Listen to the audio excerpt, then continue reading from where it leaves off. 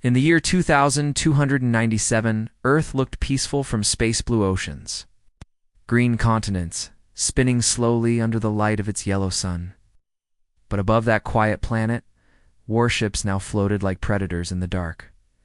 The Virulon Armada had arrived. They were not here to talk. They were here to conquer. The Virulons were tall, elegant creatures with skin like polished stone and eyes like burning stars. Their leader, Queen Zarentha, sat on her throne at the center of the massive flagship Vengeance of Suns. Watching Earth through a giant glass window, she had conquered dozens of planets. Some begged for mercy, some fought and died. All of them eventually surrendered.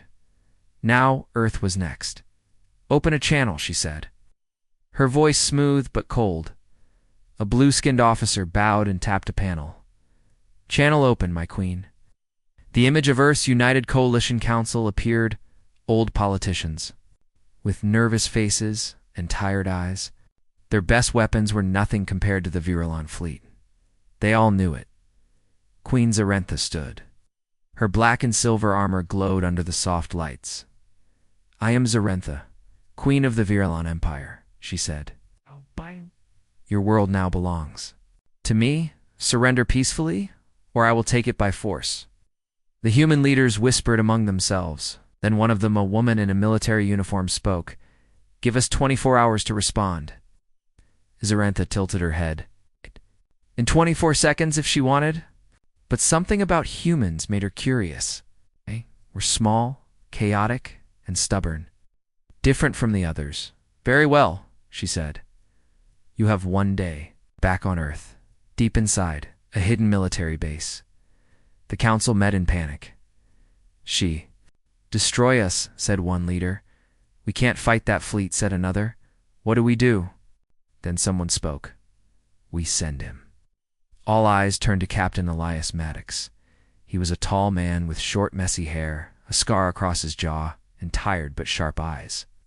A former soldier, now a diplomat. He had survived wars, peace talks, and worse, but this was insane. "You want me to go up there?" he asked, pointing toward the sky. "Alone?" "You're the best we've got," said General Vora. "You've talked down warlords, pirates, and even that AI on Mars." "This isn't some pirate," Elias said. "It's an alien empire." "Exactly. If anyone can stall them more, even reach that queen's mind, it's you." Elias sighed. He looked out the window at the stars. "All right," he said. "I'll go. But if she turns me into space dust, I want a statue." A few hours later, Elias stood in a small shuttle, heading toward the Virulon flagship. His heart beat steady, not from fear, but from focus. He had one job, by Earth time. Maybe, just maybe, find a way out. As his ship docked, sleek alien guards escorted him through smooth black halls that hummed with energy. Everything felt too quiet, too perfect. Like walking through a cathedral built for war. Finally, the doors opened, and he entered the throne room. Queen Zarentha sat high above on a glowing seat made of something like living crystal. Her armor gleamed, and her glowing violet eyes stared down at him with a mix of curiosity and superiority. She stood. "So, this is humanity's champion," she said. Elias bowed slightly, more polite than submissive. "Captain Elias Maddox, representing the people of Earth." "You are not what I expected," she said, walking slowly down the stairs. "You look ordinary." He smiled. "That's our trick. We look harmless. Then we bite." Zarentha raised an eyebrow. "Interesting. Most species beg for mercy by now. You come here making jokes." "It's either that or cry," Elias said. "And I don't like crying in front of people I just met." That made her pause. The room stayed silent. She walked in a slow circle. Around him, studying him like a puzzle. "You have no real weapons. Your fleet is weak. Your people fragile. Why not surrender?" Elias looked up at her, not blinking. "Because we're human," he said, "and we don't bow that easy." A spark flickered in her eyes. Was it amusement? Annoyance? "Many have said that before," she said. "They no longer exist." Elias shrugged. Then I'll be special. She stopped walking. Do you think I'm a monster, human? She asked. Her voice was sharp now, but quieter. Not angry-curious, Elias met her gaze. But this time he didn't speak. Instead, smiled slightly and turned to look out the window, down at the blue curve of Earth. Ask me again tomorrow, he said. That night, Elias was placed in a guest chamber, if you could call a glowing cube of floating furniture and alien music comfortable. But it had food, clean air, and most importantly, time. He needed every hour to observe, to think, and to find cracks in the virulent armor. He noticed things. Guards who looked bored. Officers who didn't salute quite perfectly. Strange silence in the halls, not the proud silence of discipline, but the numb silence of routine. Like a machine running without purpose. And then there was the Queen. She had asked him a question. Do you think I'm a monster? Why did she ask that? Why did she care? The next morning, she summoned him again. Have you changed your mind? She asked as he entered the chamber. About what? About me. Elias smiled again. That annoying little smile that seemed to slip through her guard. I think you've ruled so long. Forgot what it feels like to be seen, not feared, not worshipped, just seen. Her expression didn't change, but her hand twitched. Just once. You are not like the others, she said. Neither are you, he replied. The tension in the room was sharp, but strange. Not hostile, almost magnetic. Zarantha turned her. Back to him, walking toward the massive window again. I could destroy your world, she said. One word, one thought. You know that, don't you? Yes, Elias said. But the fact that you haven't already means something. She turned slightly, just enough to glance at him over her shoulder. Perhaps, she said softly. Far away on Earth, defense systems scrambled. Fleets gathered. But they knew the truth. If Elias failed, it wouldn't matter. Back on the ship. Elias stood firm. He was not a soldier with weapons. He was not a diplomat with promises. He was a human standing before an alien queen. With his mind, his words, his refusal to kneel. And somehow, that was enough for now. The second day aboard the Virulon flagship began with silence. A deep, heavy silence that filled the halls like fog. Captain Elias Maddox woke to the strange hum of alien systems. The walls of his guest room glowed faint blue, floating silver. Orbs gently delivered food that looked like glowing jelly and smelled like sea, salt and honey. He didn't eat much. His mind was busy. He had only spoken with Queen Zarantha once. But that short conversation told him one important thing. She wasn't a monster. At least not the kind of monster who enjoyed destruction for fun. She ruled with strength. Yes. She had power. Yes. But she also had questions, and people who were truly evil didn't ask questions like that. Do you think I'm a monster, human? That voice still echoed in his head. Why did she care what? He thought. Later that morning, to Virulon Guardstall, silver-skinned beings with glowing helmets came to escort him. Her Majesty requests your presence. One of them said in a low, smooth tone. Elias followed them through the long black corridors of the ship. Strange symbols glowed along the walls. The air always smelled like cold metal and spice. When the doors opened, Elias didn't find himself in the throne room. Instead, he stood in a smaller chamber filled with strange items holographic. Paintings, ancient weapons, alien sculptures. It looked like a private museum, and in the center stood Queen Zarantha. Without her armor, she wore something simpler, no still regal, but softer.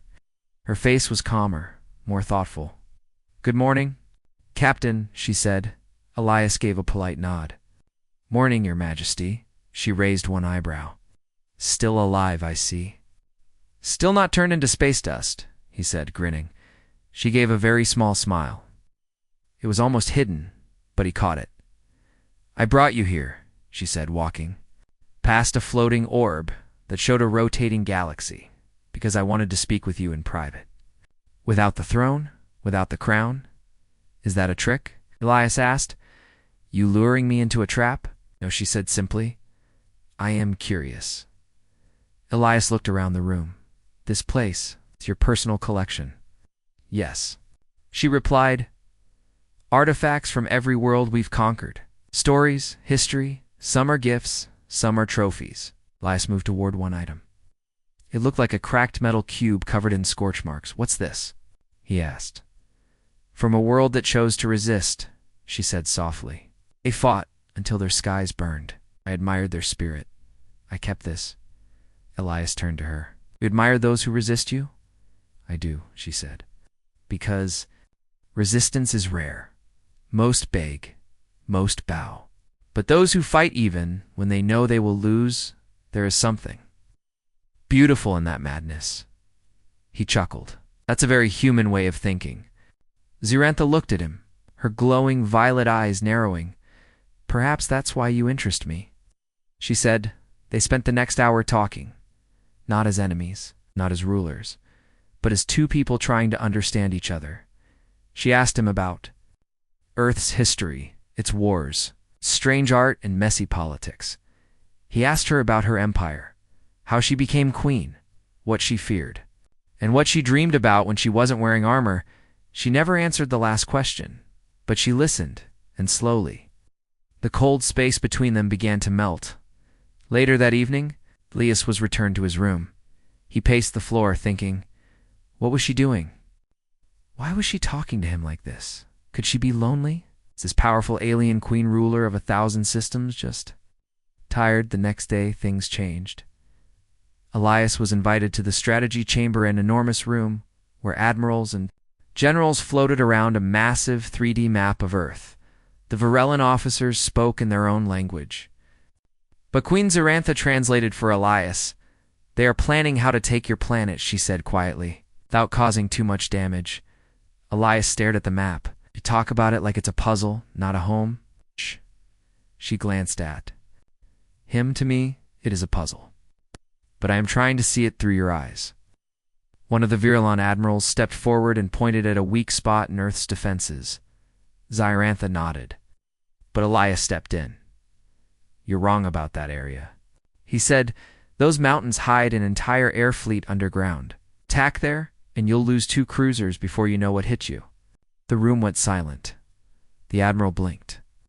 Why would you tell us that? Elias crossed his arms. Because I want you to know something important. He looked at Zarantha.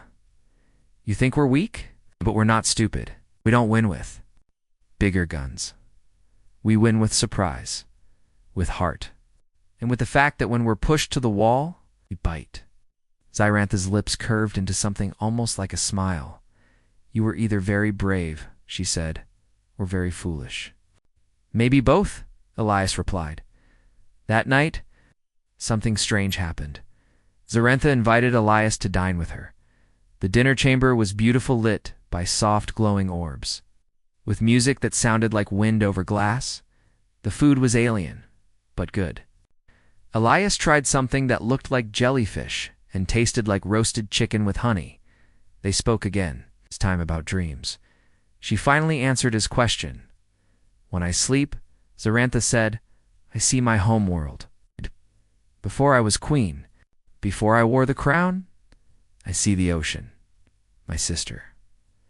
Laughter. What happened to your sister? Elias asked gently. She died during a rebellion. I was forced to choose between the throne and her life. Elias lowered his gaze. I'm sorry. Don't be, she said. The empire needed a queen. But what did you need? He asked for a long time. She didn't answer. Then she stood and walked toward the window again, the same one that showed Earth in the distance. She stood there, silent. Then she turned, and her voice was soft again. Do you think I'm a monster? Human? Elias stood, walked beside her, and looked out at his home planet.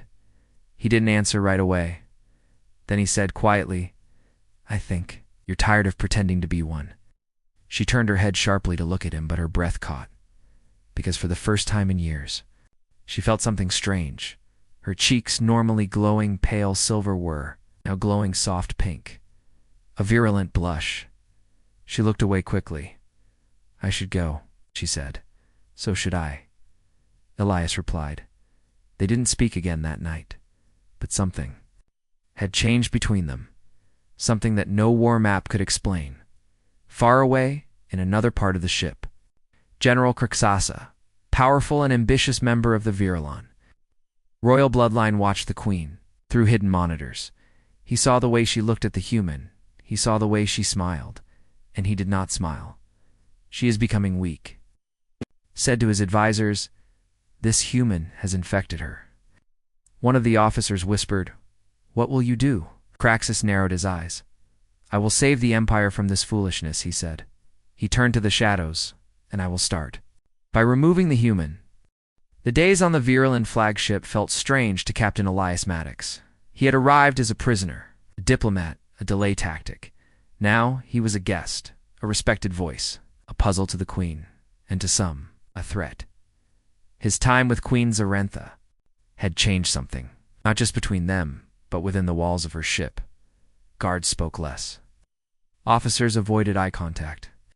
Whispers floated in the dark halls like smoke, and somewhere in the deepest corners of the ship, General Craxus was planning something deadly. That morning, Elias met Zarentha again in her private chamber. She wasn't in her battle armor today. She wore a flowing black robe with silver patterns that moved like wind. Her long hair was braided in a formal style. "Good morning, Captain," she said. Elias gave a short nod. "Morning, Your Majesty." He noticed something. Her eyes, usually sharp and steady, looked certain. "I've been thinking," she said, "about your people, about what you said. And I don't want your world to burn," she admitted. Elias let out a breath. "It's good to hear. But the Empire must see strength. I can't appear soft if I delay the invasion. Too long, others in the High Circle will act without me and show them a different kind of strength," Elias said. She raised an eyebrow. "Like what? Mercy? Negotiation? A queen who rules not by fear, but by wisdom." Zarentha looked at him thoughtful. "You are a strange man, Elias Maddox," she said. "You keep saying that like it's a bad thing," he replied, smiling. Then her tone changed. "There is a Virulon saying," she said, "if you walk too long with fire, it begins to walk beside you. I take it that's a warning?" She nodded. "Some of my advisors do not like how often you stand beside me." Elias didn't smile this time, I figured. Evening, as Elias returned to his room, he felt it, a shift, a silence that was too quiet. He walked slowly, watching the shadows, feeling the walls, and then dash movement. Fast, sharp, wrong, a flash of silver, a hiss of air. Elias ducked just as a blade sliced past his head. A masked attacker lunged at him, tall and armored in black. Elias rolled backward, grabbed a metal tray from a nearby wall and used it as a shield. Another attack, a punch to the da-da-da-da. "Gut," he groaned, but stayed standing. He wasn't a super soldier, but he was trained. He fought smart. He kicked the attacker's knee, grabbed a loose pipe from the wall, and slammed it across the helmet. Sparks flew. The assassin stumbled. More. Guards were coming, but whose side were they on? Elias didn't wait to find out. He ran, somehow. He found himself back near the Queen's chamber. 2 elite guards saw him, blood on his face, limping. "Halt," one said. "I need to see the Queen now," Elias shouted. "She's not now."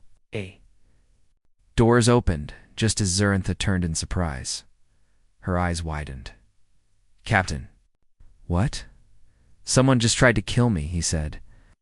"Your ship isn't as safe as you think." She rushed to him, placed a hand gently on his arm, and turned to the guards. "Find whoever did this. Bring me their head."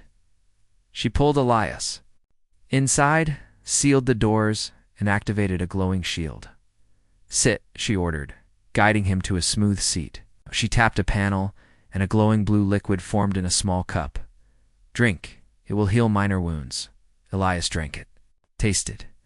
Like mint and fire, his cuts started to close. His breathing steadied. "Was it your people?" he asked. "No," she said firmly.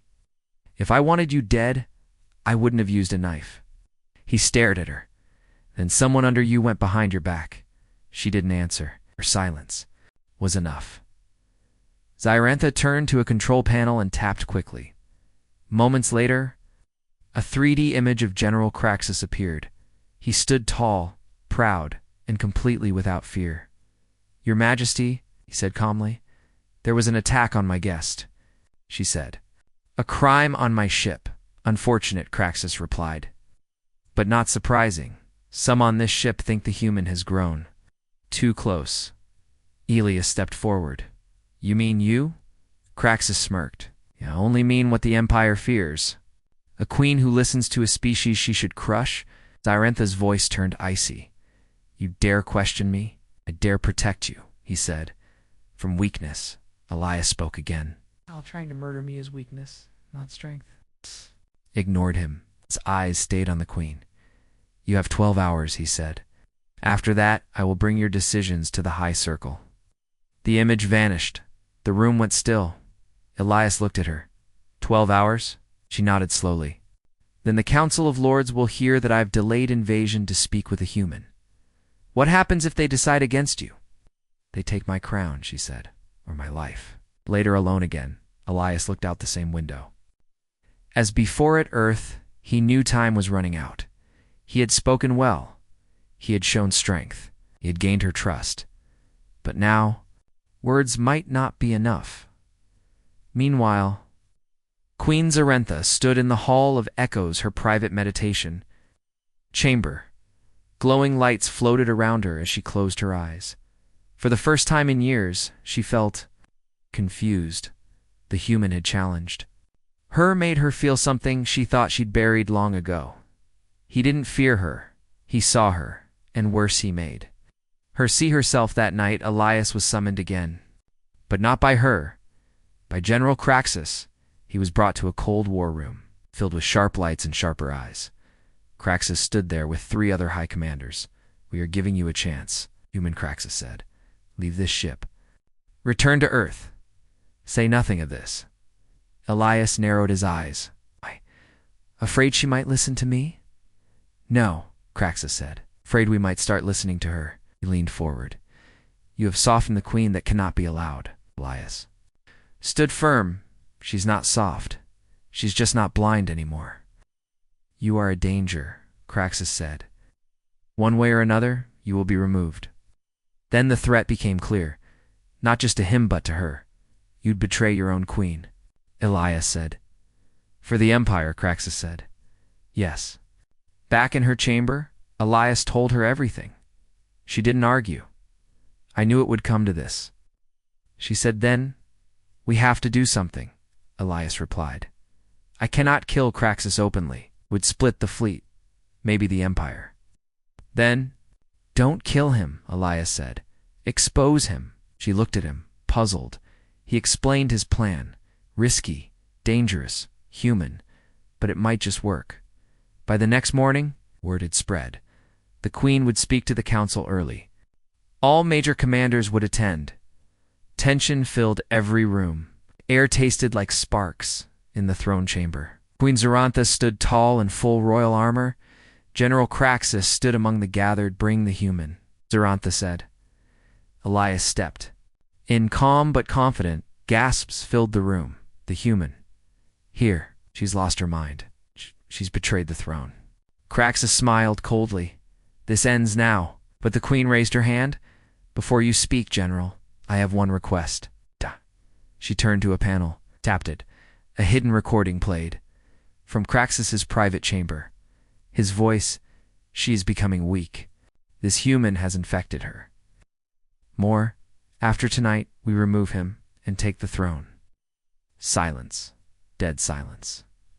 The queen looked around. "This is the one who accused me of weakness. Yet he plots behind closed doors, not to protect the Empire, but to steal it." Craxus shouted. "Lies. Fabrication." But the room had already turned. Guards stepped forward. "You are charged with treason," one said. Craxus tried to flee, but it was too late. He was taken, the threat removed. But something bigger had changed. The queen had chosen a different path, and by her side a human stood, still breathing, still stubborn, and in her glowing violet eyes, something softer than fire. The capture of General Craxus sent ripples across the virulent fleet. In the vast command halls of the flagship, whispers turned into debates. Some celebrated Queen Zarantha's boldness.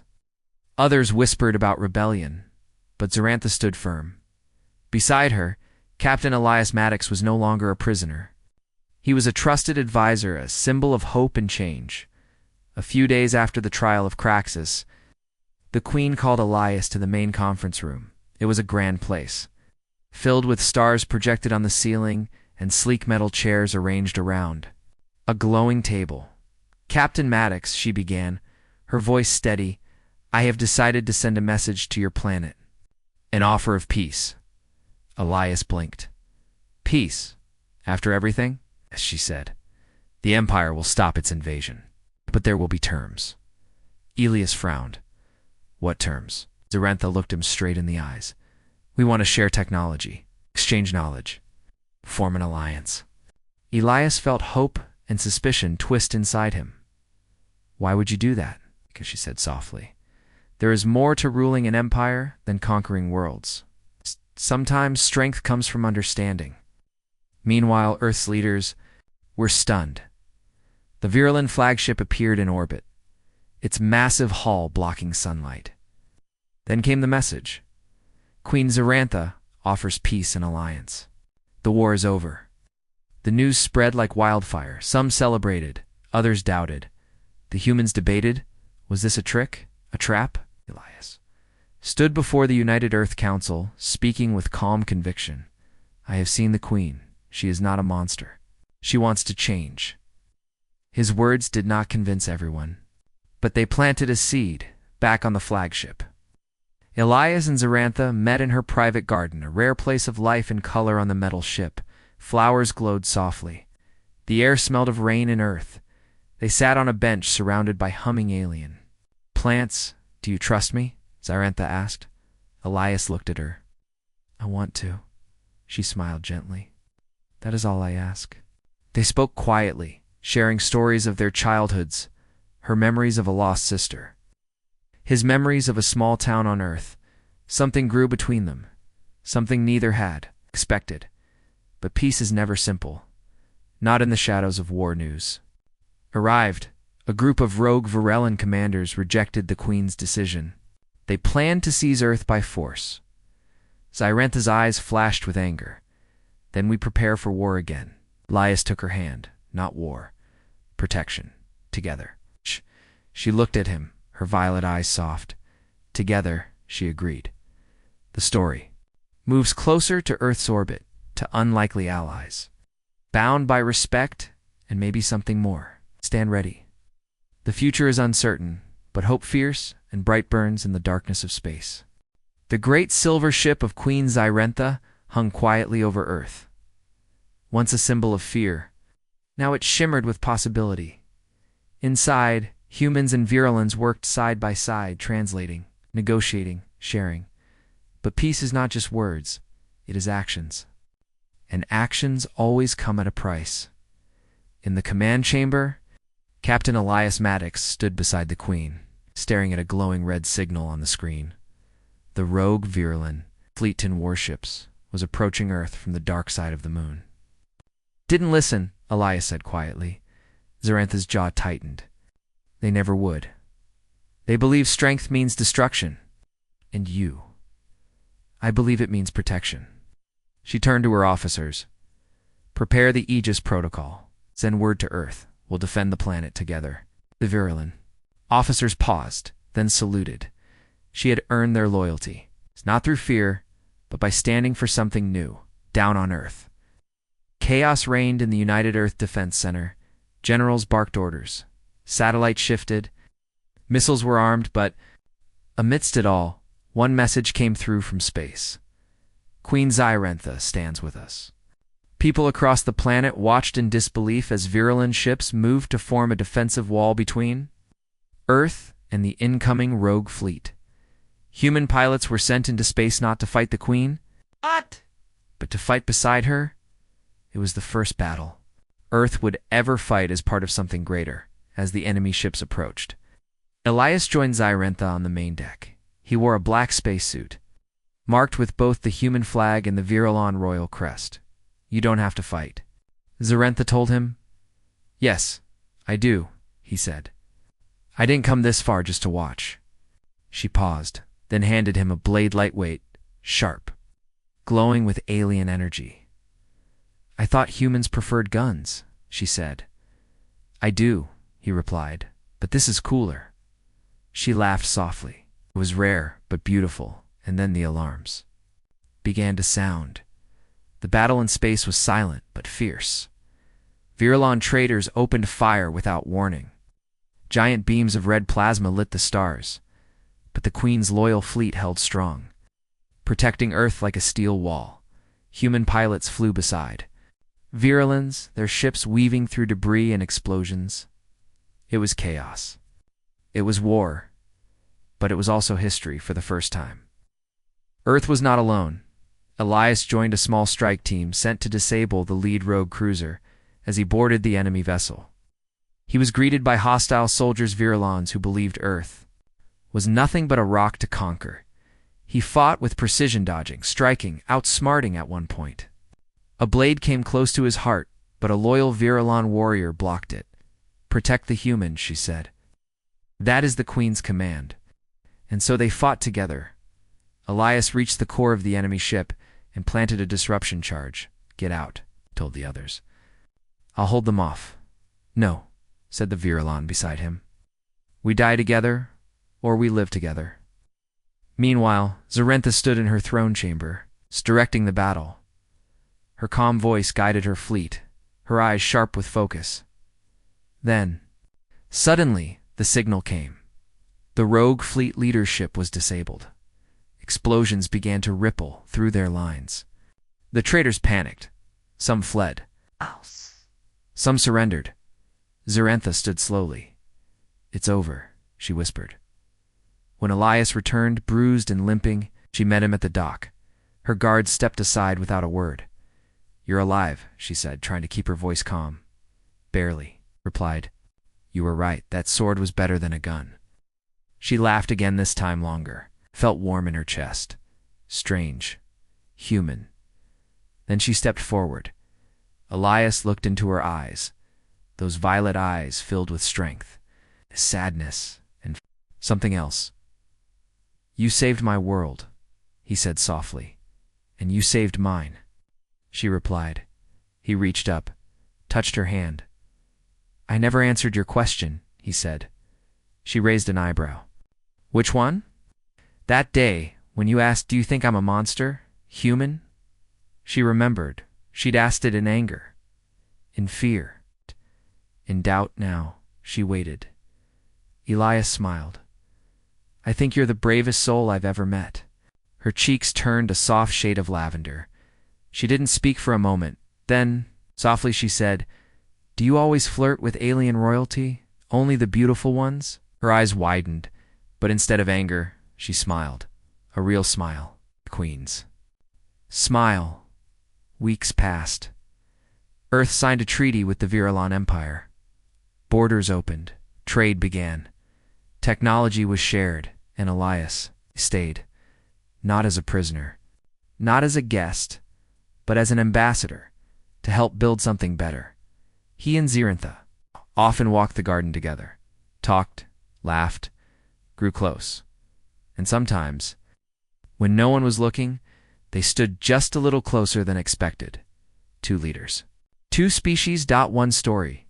Back on Earth, people still told the tale of the day Earth was almost destroyed, of the human who spoke with a queen, of the alien who wasn't a monster but a woman with the courage to change everything, and of the moment when that queen asked, Do you think I'm a monster?